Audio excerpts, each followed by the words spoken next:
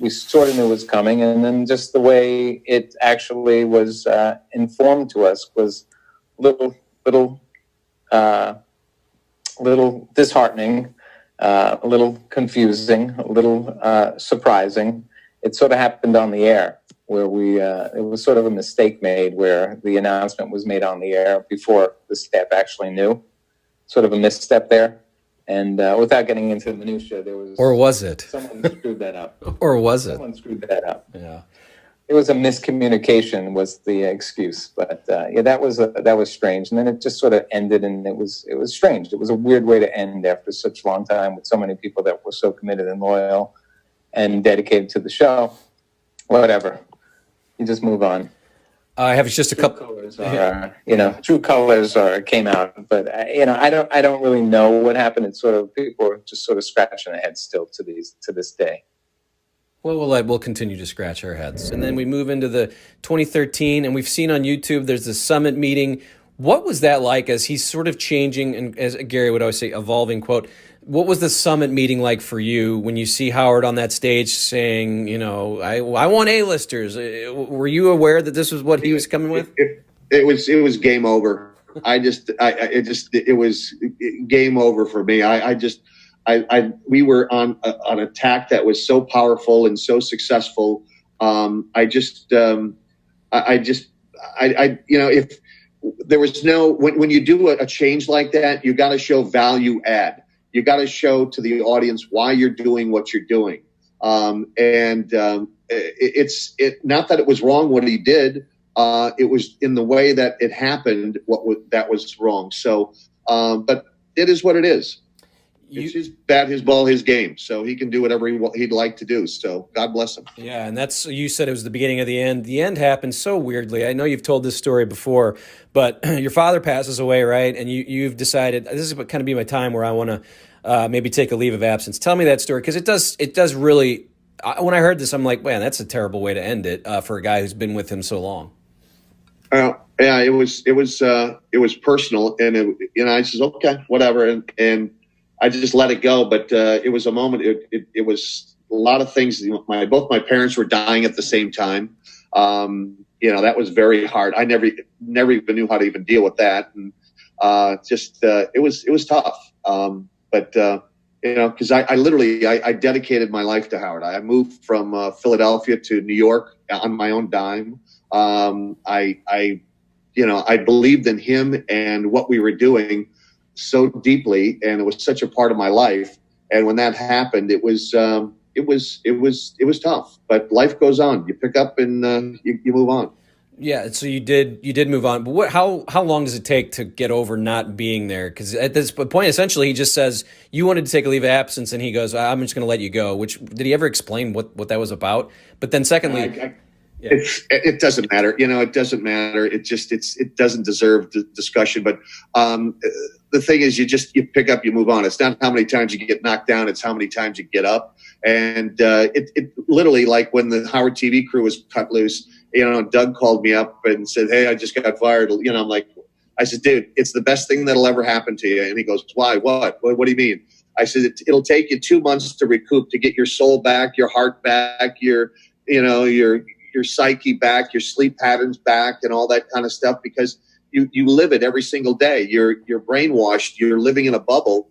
And when you get out of it and you see that there's life outside of it, you go, oh my God, and it really is like a rebirth. And so it's what you go through, and life has its ups and downs. And that was one of the greatest ups of my career. And I'll be forever grateful. But, you move on, you rebuild yourself, and it takes time. So it's all good. We would all, if you weren't in bed by 8 o'clock at night or by 9 o'clock at the latest and falling asleep because you had to get up at 4 a.m, 3:30, 4 a.m.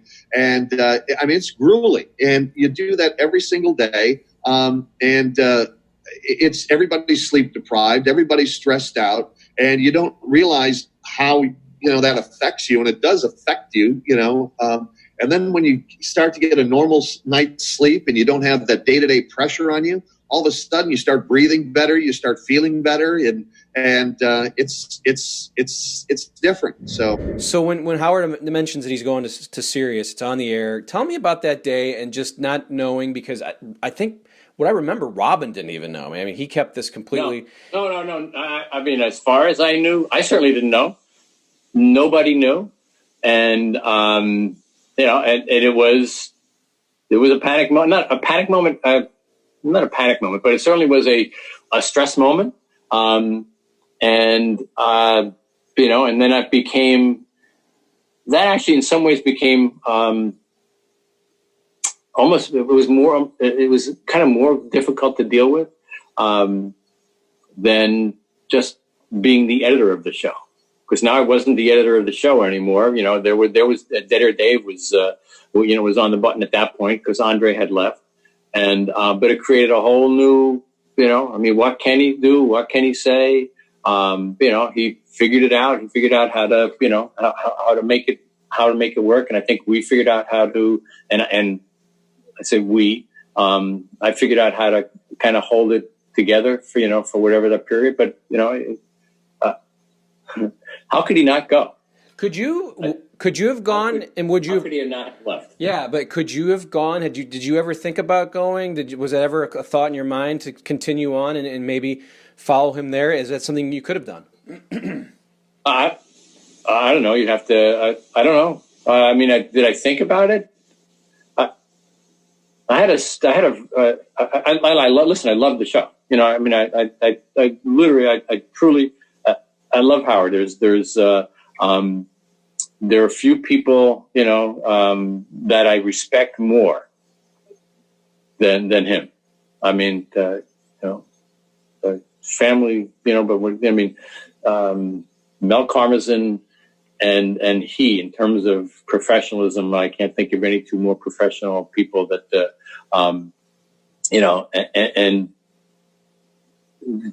that people should aspire to try and be like. Professional, hardworking. Hopefully I was some of that. And I didn't. I'm not going to. Could I? Would I? I don't know.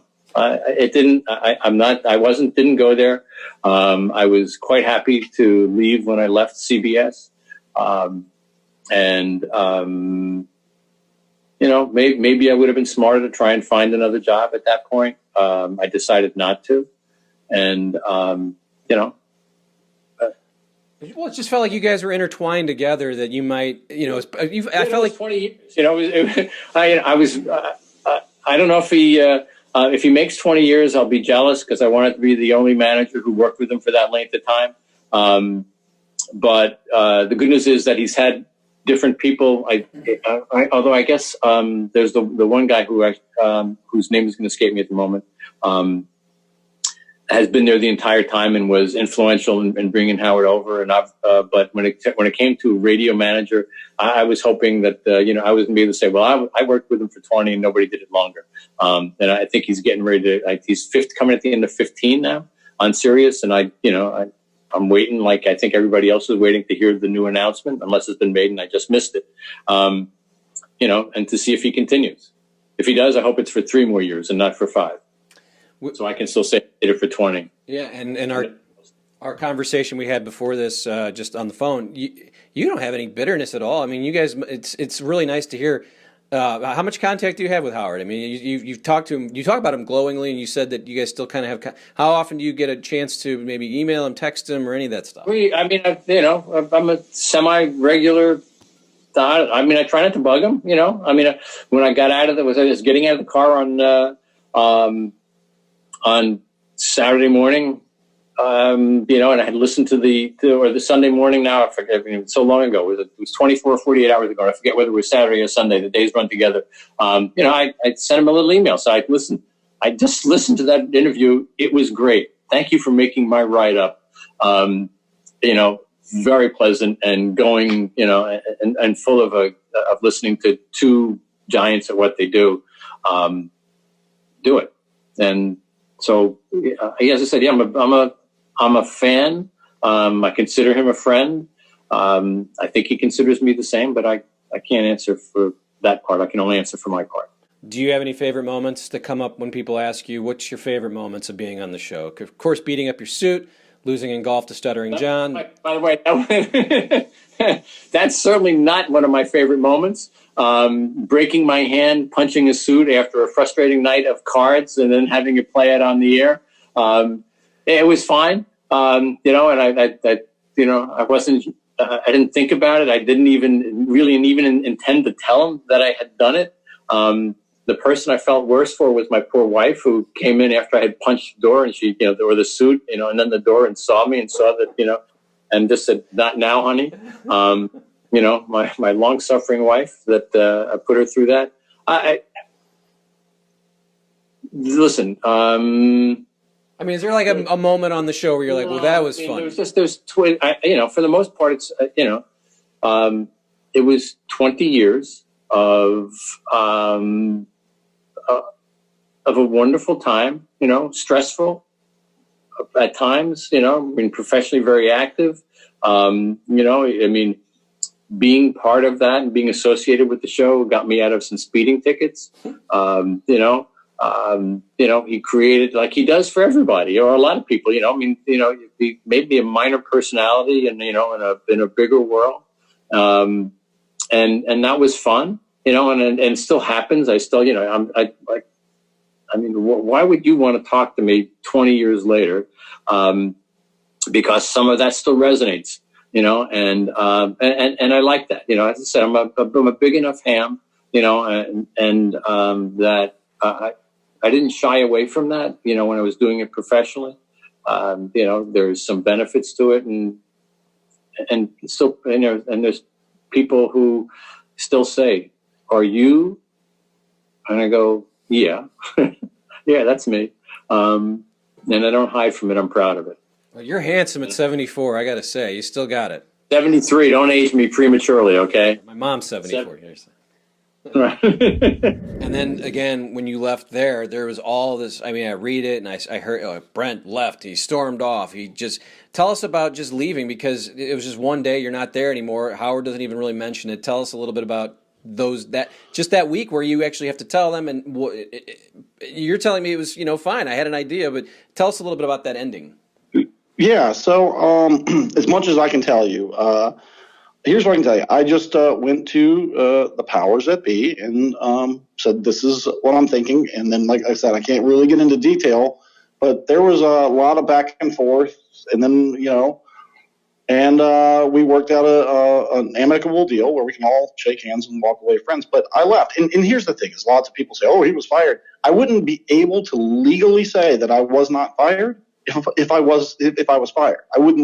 I'd legally, if you know anything about corporate exit agreements, it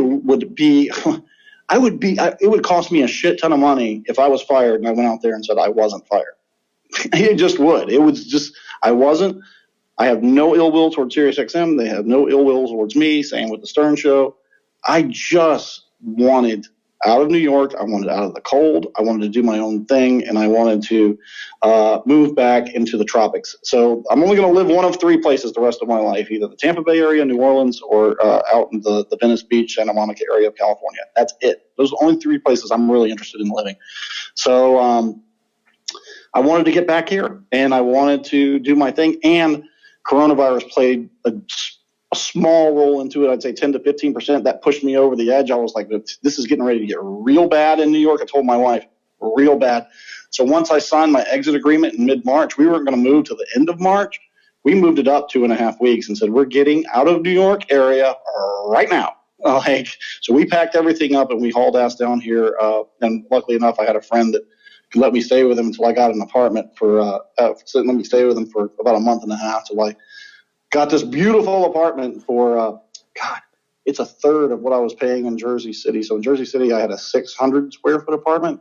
Here, I've got over 1,000 square feet, 2 bedrooms, 2 baths, huge, in the sweetest part of St. Pete. And it's the rent's almost nothing. We got used to paying New York prices. I'm like, really? That's what you want for this apartment? Where do I sign the lease and how long can I sign for? So I'm just much happier now. Yeah, my goal is to be a neighbor of yours, at least in the winter, and that's what my wife and I are trying to live vicariously through you as we I don't know if we'll be coming over. St. Pete, Brad. Yeah. St. Pete. That's where you want to be. we like the West Palm Jupiter area, kind of. That's where the Cardinals have spring Beautiful. training. Yeah, it's beautiful over there. It's a little more expensive, but we'll figure out a way. I'm amazed. I was looking at that because I think March 11th may have been your last day, and I'm fairly certain March 13th was the day the NBA shut down. So I mean, that is crazy that it happened like that, because we were going, me and my wife and my stepson were going to Disney World that next week, and she's like, I don't know if it's, she's like, they're going to close it. And we're like, everyone's like, they're not closing Disney World. It's like, they don't close Florida, Clark, and they, son of a bitch, closed goddamn Disney World. So she knew about it before then. Do you get a chance? You made it sound like you don't even really want to talk to Howard, even when you're trying to do work. So I'm assuming there's been no contact with him since, right? Or has there? When I left, there was contact with him, and he was, it could not have been nicer. I wish I could get on here and read you the note that he sent me and the note that I sent him. Like, as a human being, he's a sweet human being. I love him and Beth as people. They are great people. And he sent me a beautiful note when I left. And I'm just not gonna bug the guy, obviously. But I do keep in contact with almost everybody there. Just because they're friends. They've been friends of mine since 04, 05. So it's been a lot of years that I've known these people. So, and in the business, it's a small business, and once Howard retires or they trickle out and leave and go do some other stuff, who knows who might work together or who will be on whose shows. So I just try to stay in contact with everybody. Doug has told the story here, but just, do you even see that final day coming? Like, I mean, Doug, no. Well, but on the air, you hear that you're not going to work there anymore, right? So tell me how that day goes for you. You said, you just almost said, well, maybe I did, but tell me just a little bit about those final days, the final kind of months. So I mean, it's pretty simple, right? We knew the contract was up. We knew it was being negotiated. We knew that they were shopping the show to other people too. We didn't know, obviously the contract was going to end at a specific date. So we didn't know anything outside of, hey, everybody's negotiating. And we were under the impression that, the negotiations were going somewhat okay and things were going to kind of all work out. And then we hear the news on the air. So that was really how we found out that the channel wasn't coming back. I mean, what was Howard's announcement. And what did you feel? Like, you've been there so long. Would you feel like you'd be a lifer there? Or like, how does that make you feel? Because I'm like, and Doug's been there a long time too, and he's an executive, and like, I know when you lose, things don't go right. It's weird, but boy, when you're there that long and you're that loyal, and it just is sort of done dirty. Like, tell me what did it feel like to you? Like, look, I have a different way of looking at it than probably most people. It was business on why the show didn't come back, right? And contracts, they come and they go, and sometimes they're not always done. But on the other side, on the personal side, yes, I've been there for 24 years. It's a long time. It's probably, I felt in my mind, I was not in a position that, you should find this out on the air, and that's really how we're going to go out. But there was still always the chance the video portion of the show was still going to stick around in some version. So it wasn't really like, hey, you're done.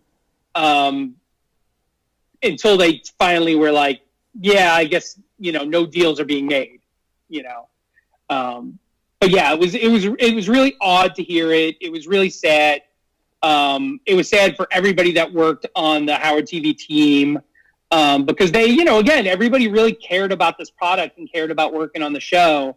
And I think everybody just got deflated hearing that's the way the show was going to go out, and not getting, even a personal heads up an hour before, 15 minutes before anything, that, you're hearing this news on the radio, and, it does hurt that way. It does sting. Did you have a chance ever to talk to Howard about it? No, we had very limited, I was there until the end of that year. Some people didn't last as long because, once the show was deemed that it wasn't coming back, the company had a layoff plan in place, where certain employees we were going to purge as we were going closer to the end of the contract date where, obviously we weren't going to be producing new content. So I was there, I think myself, Doug, and one other person were there to the very bitter end. But yeah, no, I mean, there was a few little interactions, but nothing really. Nothing to speak of. Do you go, what the fuck? Dude, I can't, this is how I've always looked at it. I can't control how somebody else reacts to things. You know what I mean?